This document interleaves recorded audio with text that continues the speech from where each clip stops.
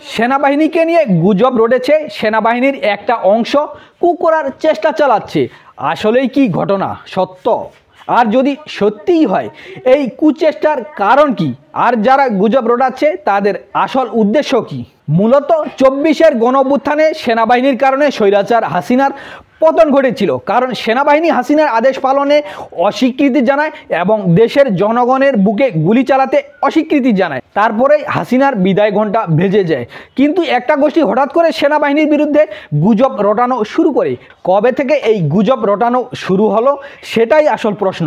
মূলত যখন সেনাবাহিনী অন্তর্বর্তীকালীন সরকারের কিছু সিদ্ধান্তের বিরোধিতা করে, আর তখনই শুরু হয় সেনাবাহিনীর বিরুদ্ধে অপপ্রচার।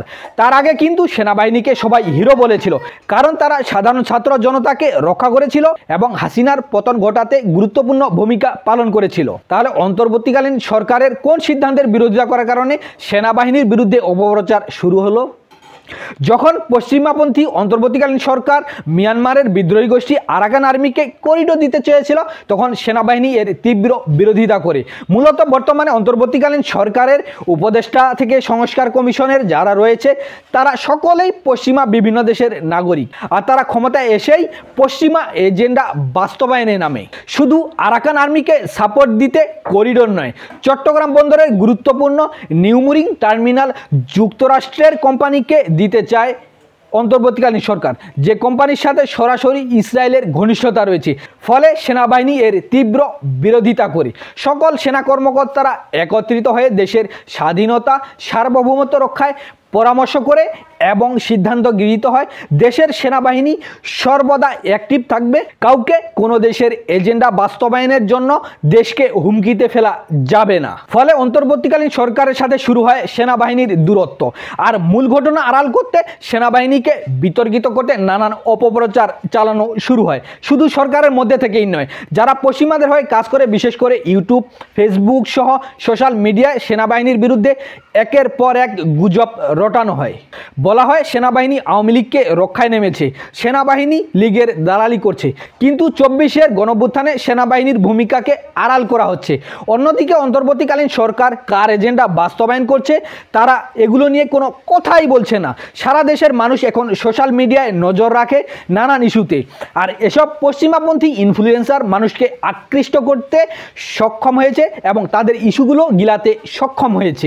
ফলে সেনাবাহিনী যেহেতু সাম্রাজ্যবাদীদের এজেন্ডা বাস্তবায়নের প্রধান বাধা, এইসব ইনফ্লুয়েন্সার সেনাবাহিনীর বিরুদ্ধে দেশের মানুষকে খেপিয়ে তুলতে একের পর এক সেনাপ্রধান বা সেনাবাহিনীকে নিয়ে গুজব রটানো শুরু করেছে। কিন্তু বাস্তবেই তারা যেভাবে সেনাবাহিনীকে নিয়ে অপপ্রচার চালাচ্ছে সেটা আসলে কতটুকু সত্য? পুরোটাই গুজব। শেখ হাসিনার সময় সেনাবাহিনীকে নিয়ন্ত্রণ রেখেছিল স্বৈরাচার হাসিনা, কিন্তু তার দায়িত্ব পুরো সেনাবাহিনীকে দেওয়া যাবে না।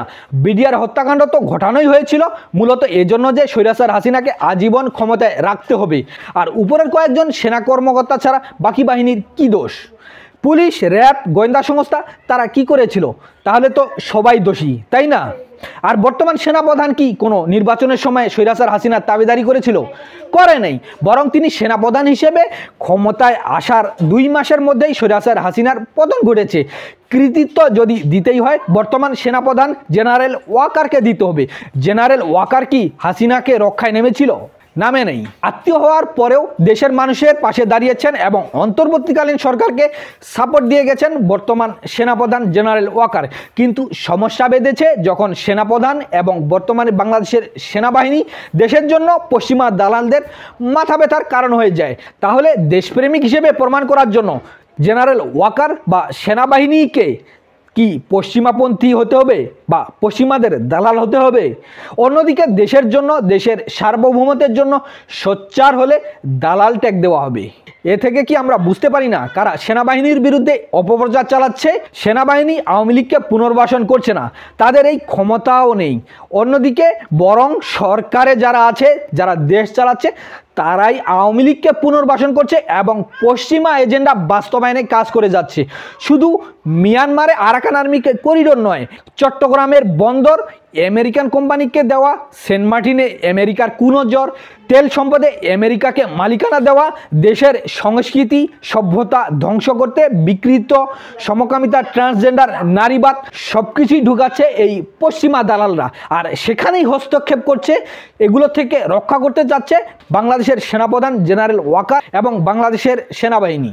তাই দেশবাসীকে চোখ কান খোলা রাখতে হবে, কারো গুজবে নয়, বরং কারা দেশের জন্য কাজ করছে এবং কারা দেশটাকে আমেরিকার হাতে তুলে দিতে চায় বুঝার চেষ্টা করতে হবে।